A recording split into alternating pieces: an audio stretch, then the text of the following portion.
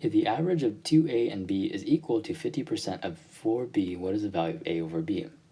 So we just need to find the average of a and b, 2a and b. So 2a plus b divided by 2 is equal to 50%, which is 0.5, of times, because of is another way of saying times, 4b. Multiply both sides, and so we get by 2, we get 2a plus b is equal to 4b. Now what we can do is subtract both sides by 4b, so we get, or we can subtract both sides by 2b, that 2a, that would be a little bit. Now actually subtract both sides by b, so we get 2a is equal to 3b. So a over b is going to be 2a divided by b is equal to 3, divide both sides by 2, we get a over b is equal to 3 over 2.